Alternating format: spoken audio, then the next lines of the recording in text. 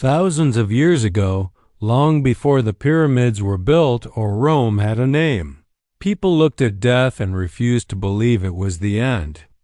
They watched the bodies of their loved ones return to dust, but the memories remained too loud to bury. In that silence between grief and faith, the first ghosts were born. The story begins in ancient Mesopotamia, what is now Iraq, around 1500 years before the birth of Christ. Here, among the temples of clay and rivers of silt, the people of the world's first civilization built their cities not for the living, but for both worlds. They believed that the land of the dead existed beneath their feet, a shadow world called Kur, ruled by gods who listened to whispers, not prayers. To them, life and death were not opposites. They were neighbors, separated only by a thin wall of dust. When someone died, their family buried them with water, bread, and a small lamp, not as a symbol of farewell, but as a way to help them find their way in the dark. The living owed the dead respect. And if they forgot, the dead could return. One night, in a small Sumerian village near the river Euphrates, the wall between worlds broke. The story survives on a clay tablet discovered in the ruins of Nippur. The symbols carved into it tell the same story humanity has told ever since. The story of the first ghost. A man named Ecker had died suddenly. He was a farmer, a husband, a father of two. He was buried according to the rites of his people. But within days, strange things began to happen. At night, his house grew cold. The oil in the lamps flickered, though there was no wind. His wife claimed to hear footsteps in the courtyard, soft and slow. And then a voice called her name. Once, softly, then again louder. She turned and saw him. He stood in the doorway, pale as ash, eyes empty but watching. He didn't move. He didn't breathe. He was neither alive nor gone. When the villagers came the next morning, they found her trembling, unable to speak. She said only one thing: the dead have spoken. They buried her words in fear, but the priest of the temple took them seriously. He wrote them on a tablet so that the gods might see. It was the first record of a haunting in human history. The priest described the ghost not as evil, but as unfed. To him, spirits returned not to frighten, but to remind. When the living forgot the rituals, when the dead were left without offerings, their souls became restless. They wandered the night, searching for warmth, for voice, for memory. He wrote, "The ghost of the man Ecker comes by night. His spirit is thirsty. His children have not brought water. He lingers among the living until he is remembered." In the world of Mesopotamia, to forget the dead was the greatest sin, because in forgetting them, you risked inviting them back. The priest performed a ritual to calm the ghost. He burned incense, poured water into the earth, and spoke to the empty air. He promised that the man's name would be spoken again, that his children would honor him. That night, the house was silent. The wind did not move. The lamps burned steady. The ghost was gone. The clay tablet ends there with a final line: "Thus the spirit was appeased and the world was right again." But something changed after that night. For the first time, humans had written down the idea that the dead could return. It was not just myth. It was memory. That single Act 1 tablet, one frightened family, gave birth to the concept that would haunt every culture on earth, that death is not the end, and that the living are never truly alone. Days turned into weeks, but the story of the ghost did not fade. Travelers carried it from one village to another. By the time it reached the temple of Nippur, it had already become legend. The priests gathered to read the tablet. Its message was clear. A man had returned from death, not in body, but in presence. It was unlike anything they had recorded before. They believed the spirit world was governed by rules, and when those rules were broken, balance had to be restored. The high priest, a man named Enlil-Masir, decided to summon the ghost himself. He wrote a new tablet, one of command, not fear. On it, he carved words meant for the ears of the dead. Eker, son of Namtar, who walks without flesh, you are called by the living. Return in peace and tell us what binds you. That night, the ritual began. In the temple courtyard, fires burned low. The priests drew circles of ash and poured water in lines across the ground.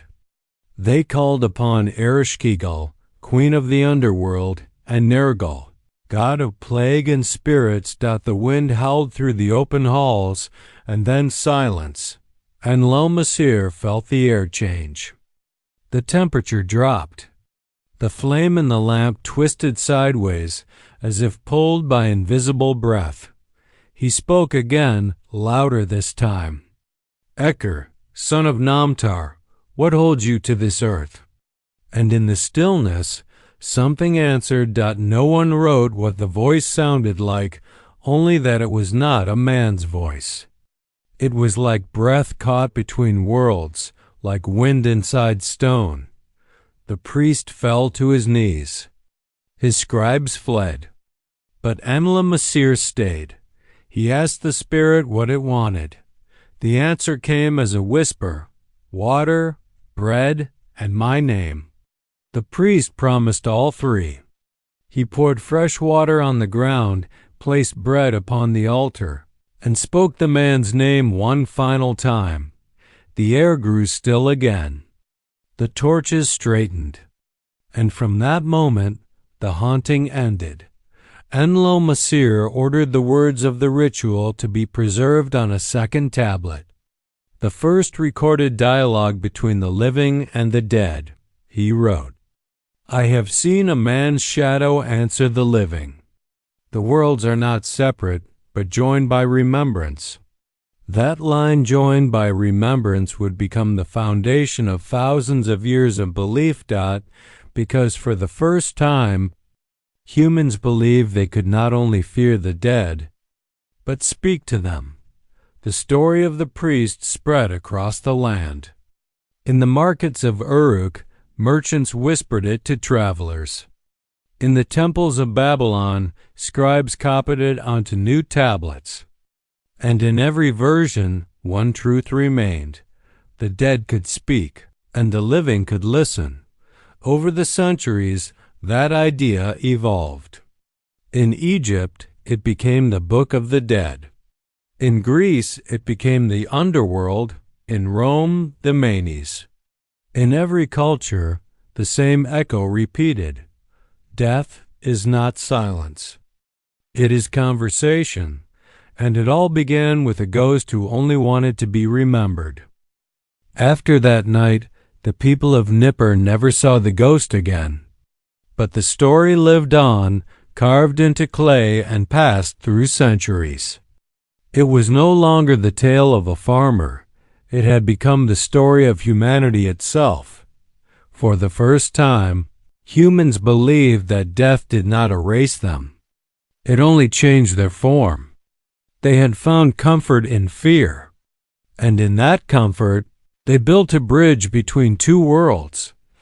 The priests taught that spirits lived in a realm beneath the earth, a mirror of the living world. They ate, drank, slept, and waited. But the dead had no voice unless the living remembered their names. That was the secret hidden in the clay. To be forgotten was to die twice. To be remembered was to live forever. The line between the living and the dead began to blur. Families spoke to their ancestors through rituals. Offerings of water and bread became prayers, and prayers became promises. Every culture that followed borrowed from this first belief. The Egyptians filled tombs with food and light. The Greeks left coins for the ferrymen. The Romans lit candles for the spirits of the departed. All of them, knowingly or not, were repeating that same act of remembrance that began in a dusty Sumerian courtyard. The ghost of Eker had become a symbol of memory itself.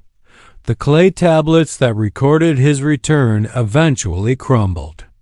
But the idea survived longer than stone. It transformed into religion, philosophy, and myth. And somewhere along the way, the ghost changed from a voice of hunger to a voice of warning. In every story that came after. Ghosts no longer asked for food or water, they asked for justice, for truth, for peace. Every time someone said, "I saw a ghost," they were not just speaking of fear. They were speaking of memory, a reminder that nothing truly leaves us. The first recorded ghost was not a monster. It was a message from the past to the future, that love, guilt, and longing can outlive the body. That what we do to each other leaves echoes that never fade. We still build monuments. We still whisper names at graves. We still talk to the dead when no one is listening. Not because we expect an answer, but because, deep down, we remember that once someone did answer. Thousands of years later, when archaeologists uncovered that broken tablet, they didn't just find words. They found proof that humans have always feared the same thing, not death itself, but being forgotten. In that fear lies the heart of every haunting. Ghosts do not chase the living. It is the living who cannot let go of the dead. And so, as long as we remember, the first ghost will never truly rest, because every story we tell, every name we whisper, every light we leave burning in the dark is proof that the dead still speak, and we are still listening.